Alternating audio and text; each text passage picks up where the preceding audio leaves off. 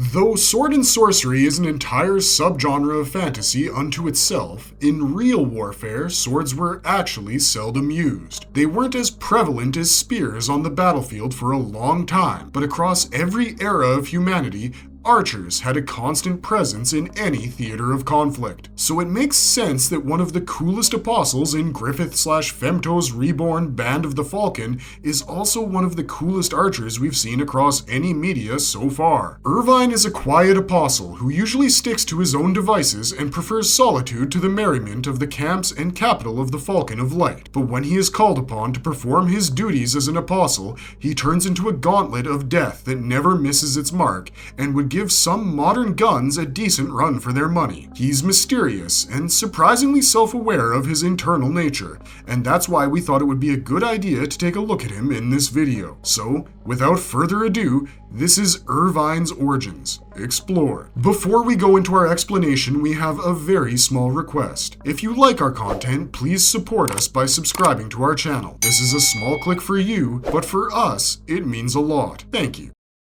He is introduced as the best archer in Griffith's Liberation Army, Irvine's role in the liberation of Midland. Though many apostles had gathered under Griffith's banner in Shek, where the Falcon of Light first exhibited his divine presence, Irvine was notably not amongst them. Locus, Grunbeld, Zod, even Rakshas had answered the call of their master at the first opportunity that presented itself to them. But being a hunter at heart, Irvine must have stalked his prey first. We can't say he succeeded in his hunt if Griffith was indeed his target, because Irvine not only joined his reborn Band of the Falcon, he became its chief archer and the leader of its archery unit. We know this because Irvine's intervention is what turns the tides in favor of Midland during the Battle of Lumias. As Mule Wolfflame rallies his token force for a final confrontation with the massive Kushan army, arrows rain down from a vantage point that pierce through the Kushan's horses and strike off their cavalrymen's heads as well. As the young nobleman turns to see where they came from, we get a really awesome panel of a bow with an eye in its center and 5 arrows notched in its string. The next panel finally gives us a full reveal of Irvine, and he looks like the most dapper apostle out of all of his demonic brethren. He's got a Robin Hood vibe going on with his hunter gear and his feathered hat. But it's the bow in his arm that feels like a more natural part of his body than anything else. Irvine lets another lethal volley of arrows loose that halts the Kushan progress dead in its tracks. His archer unit's efforts allow Locus, Zod, and Grunbeld's forces to flank and slaughter every Kushan present on the field of battle, as Griffith takes out the general leading them personally. With the battle won, Irvine retires to the encampment of the war demons, where his job seems to be to oversee his less disciplined kinsmen. We say this because when Sonia takes Mule to meet Griffith through the war demon's camp, they try to eat them, and it takes Grunbeld and Irvine's intervention to keep that from happening. This makes a couple of things clear about the nature of apostles. Number 1, those who became apostles from a baser sense of instinct have a lot of trouble keeping it in line, as the apostle that picks Sonia up cries about not having tasted human meat in a while. This topic comes up later in the story as well, during the battle for Vritannis. After Guts and Zod manage to wound Emperor Ganishka in his apostle form, an airborne apostle approached the Immortal One and proposes killing the Black Swordsman. His first reason for the proposal was sensible. The Black Swordsman had killed hundreds of apostles across his 2-year rampage and thus was a natural enemy to demonkind. But the second was because he hadn't had human meat in a while, which implies that the cooperation between the war demons and humanity is on thin ice at all times. This leads directly into the second thing we learn about the nature of apostles, and that is that those apostles whose dying desire was greater than mere survival are able to not only control their baser instincts of indulging in slaughter and feasting, they also maintain the closest ties to their formerly human ideals. Take Zod or Locus, for instance. Zod became an apostle seemingly because of his deep desire to continue fighting until he had found the ultimate strong one, while Locus did it because he wanted to find the ultimate leader. Both of their desires are far closer to abstraction on the scale of desire than something as simple as, say, survival. We think this is the reason that apostles like Locus, Grunbeld, Zod, and Irvine aren't as outwardly malicious as their lesser kinsmen. Their reasons for ascending far outweigh their drive for slaughter, so they can hone it when they really need to let loose, instead of indulging in it all the time. This is probably why Irvine was assigned as the captain of the archer unit, and as an overseer of the war demons, he simply possessed the traits fit for the job description. But, so far, you must have noticed something odd. We haven't given you a single piece of dialogue from Irvine himself yet. Well, that's because he hasn't got any speaking lines for the majority of his early appearances. Not even an impressed expositional blurb from fanboy Wolflame. It takes nearly 60 chapters for us to get any dialogue from him, but what we do get is a massive help for this video.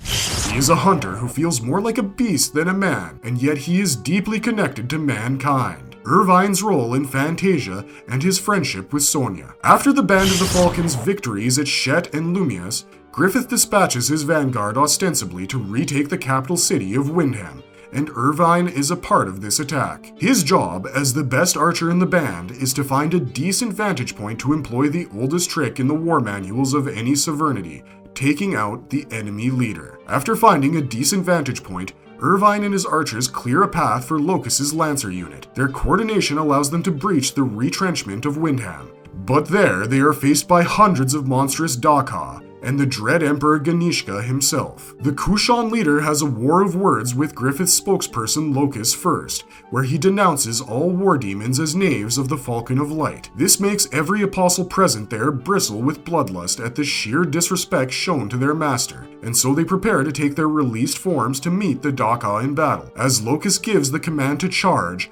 Irvine sneaks up on the castle and looses an arrow aimed directly at Ganishka's heart. The trajectory traced by the power of his unerring bow is accurate, but Irvine didn't account for the fact that his target could become immaterial at will. Ganishka appears behind the archer in his apostle form as a giant thundercloud and blasts the war demons with massive lightning bolts. Many lesser apostles, even in their released forms, are cooked to death by Ganishka's thunder, but Irvine, who is still in his human form, survives, as does Locus, who reveals that the Emperor's act of strength was just the kind of diversion they needed for their real plan to work. Locus ordered the Apostle Borkov to create an escape route through the city, and the war demons retreated as soon as Ganishka realized that Griffith had taken Princess Charlotte, his most valuable hostage, away from him. The next time we see Irvine is not in the field of battle, and as an added bonus, he actually has lines of dialogue this time. In chapter 250, we see Sonia return from her adventure with Shirke, but instead of her usual cheerful self, she is sulking. This is mostly because the object of her infatuation, Griffith, is giving his time to his betrothed Princess Charlotte, who is one of the only people who can break Sonia out of her constant happy-go-lucky persona. She wanders off into the woods as the Band of the Falcon prepares to attack Vertanis in the morning, and that is when she stumbles upon Irvine's campfire. The archer is playing a melancholic song on his lute when Sonia asks him if she can warm herself by his campfire, and he tells her to do as she pleases. She comments on the loneliness that Irvine's song evokes and observes that he always isolates himself from the others, asking him if he doesn't get lonely. Irvine replies by calling himself a hunter, saying that he felt calmer by himself. Sonia nudged him onward by asking if all hunters walk through the mountains and woods by themselves, and Irvine did admit that there were those who hunted alongside others, but not him. He would chase his prey through any terrain at any time, losing himself in the hunt entirely. And before he knew it, he too had become a beast, which could be Irvine talking about his apostlehood, but could also be referring to something else entirely. We'll talk about that in a bit, but for now, Sonia relates to his loneliness and tells him about her own thoughts on the subject before passing out near his campfire. Irvine's eyes might lack pupils, but we can swear we saw a twinkle of warmth in them as he covered Sonia with a blanket so she could rest before the big day. What was that big day? Well, it was the Battle of Vertanis. This was a major turning point in Griffith's war with Ganishka and the Kushan Empire. So far, the Falcon of Light's Liberation Army had not faced the full might of the Kushan main army, but even in the face of a battle line of 200,000 soldiers, the Falcon's beak and talons did not let him down. The first to strike this time was Irvine himself, who displayed his inhuman accuracy with his bow. He systematically took out every enemy general on the field, fragmenting the Kushan command structure within minutes and driving many soldiers to their unwitting deaths in the moat surrounding the city of Ratanus. Irvine's success was turned into a complete rout for the Kushan,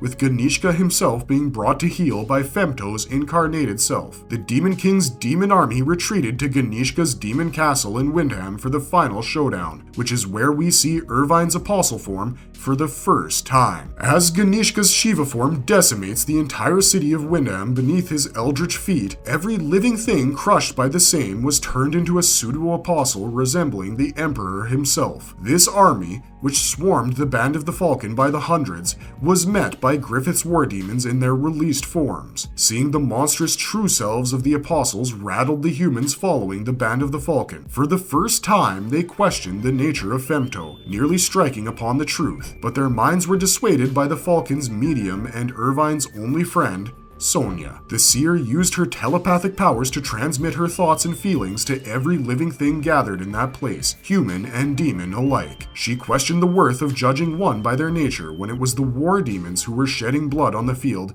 as the vanguard of the Falcon. Sonia rallied humanity by calling out to their united identity as the Band of the Falcon, and to put a fine print on her speech, she charged at one of Ganishka's spawn. With no proper battle experience, there was no chance in the abyss that Sonia was going to survive this Hail Mary of a charge, but her speech had worked. Just as Sonia reached the pseudo-apostle, it was riddled with thorns from the inside by an arrow that had struck him within the blink of an eye. Sonia's horse lost its balance and she was knocked off her saddle, but her fall was broken by none other than Irvine, who in his apostle form looks even cooler than Locust the Moonlight Knight. And that's saying something. If you've seen our Origins video on Sir Locust, then you'll know that his apostle form is basically an armored centaur, which is pretty out there for a fantasy story. But Irvine's apostle form is somehow both more absurd and more beautiful than the Moonlight Knight's. In his released state, Irvine's upper body changes color, horns protrude from his skull, and he has a thick, dark fur that makes him look like a stag. But his lower body makes it clear that he is a hybrid of a stag and a wolf. Irvine's lower body is transformed into a massive wolf-like creature that is awfully reminiscent of a centaur, with three major differences. The first is that, unlike a centaur, whose human half is where a horse's head would usually be, Irvine's upper body is located at the posterior of his released form, which means he's technically got two heads. The second head, which looks a lot like a certain other beast of darkness, has a single eye in the middle of it. This eye is suspiciously reminiscent of the eye that can be seen in the center of Irvine's bow when he fights as a human, and is clearly different from the two eyes that a centaur possesses. The third major difference between a traditional centaur and Irvine's apostle form is the fact that his wolf head has massive horns coming off of it, which Irvine can, and we kid you not, use as a personal ballista. You can see why we called Irvine the coolest apostle in our intro now, can't you? But that isn't all that makes him such a chill guy by apostle standards. After catching Sonia, Irvine tells her that she goes too far when making an emotional appeal and that her speech sounded like it was being made by a peevish child. But he acknowledges the fact that it worked because when they turn around, the human soldiers of the Band of the Falcon are readying themselves for battle and chanting Sonia's name. Griffith gives the order to regroup, defend, and defeat Ganishka's spawn, so Irvine asks Sonia to dismount, as it would be dangerous for her to stick around. When the willful child refuses, he asks her to keep her head down and hold on tight as he winds up a gigantic arrow made out of his own fur and looses it from his ballista-like horns at a Ganishka spawn approaching them. The united Band of the Falcon holds out against the pseudo-apostles long enough to allow Griffith to fly up to Ganishka's head, transform into Femto, and slice it open with a stroke from Skull Knight's sword of actuation. The great roar of the astral world bathed the entire planet into a global interstice and brought it back to a state of fantasia. And in this world, Griffith became absolute, and his band became the protectors of humanity itself. Irvine was seen fulfilling his new role as a protector of mankind when he resurfaced in the story in chapter 332. Rickert was helping a caravan navigate its way through the deadly forests of Fantasia, and he was honestly doing a great job of it. His rapid-fire crossbow machine had managed to keep trolls off their tail for several hours,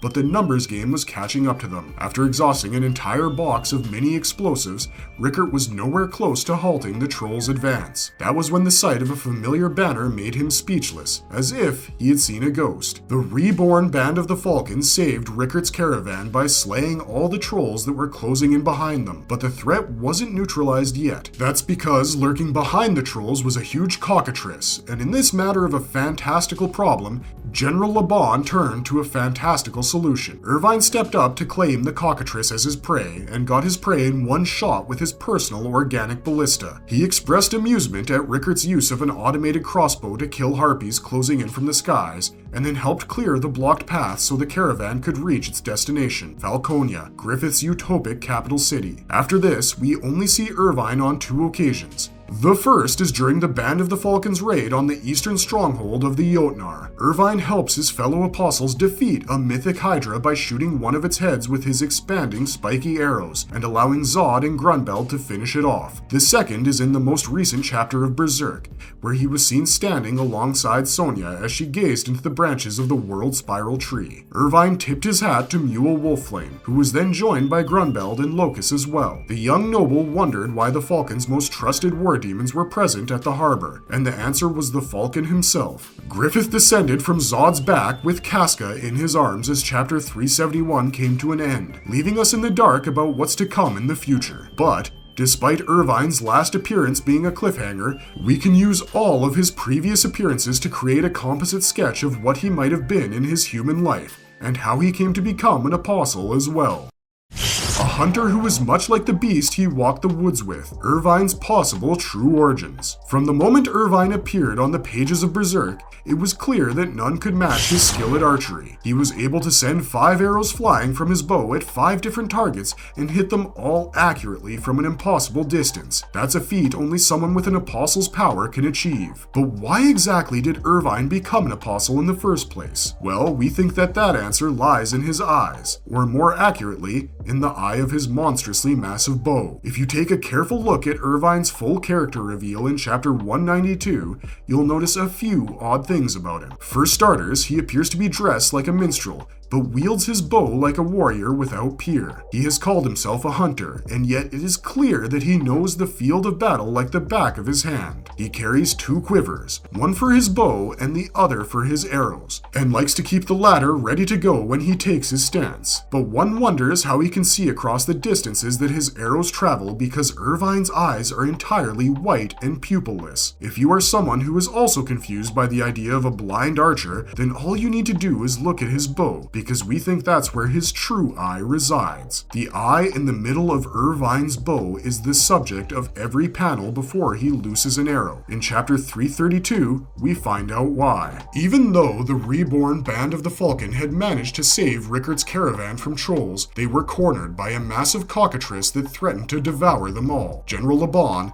the man leading the rescue unit, requested Irvine take care of the beast, and the hunter declared that the cockatrice was his prey. He gripped his bow horizontally and activated his apostle form, in which the bow seemingly merged with him to become the head and eye of his released state. As far as we are aware, this is the first time that an apostle's transformation has been linked to an external object, and we think that is what holds the clue to Irvine's true identity. Well, that in the story he gives us in chapter 250. We know that Irvine must have been a minstrel warrior in his day, based on his garb and the fact that he played the lute the first time we saw him in a personal setting. But this conflicts with his description of his own self, because to Irvine, he is first and foremost a hunter. When Sonya asks him why he spends all his time by himself, he tells her that some hunters hunt in packs, but he himself preferred solitude. It's as if Irvine is calling himself a lone wolf that hunts only for its own satisfaction, and that would make a lot of sense when you consider that his apostle form looks a lot like an antlered wolf. But you know what it also looks a lot like? Guts' Beast of Darkness. This might just be a design quirk from the late Kentaro Miura, but we couldn't help but draw a comparison between Guts' Beast of Darkness and Irvine's apostle form when we first saw it, minus the horns obviously. During his brief discussion with Sonya, Irvine stated that his preference for being alone and losing himself within his hunt had turned him into a beast as well,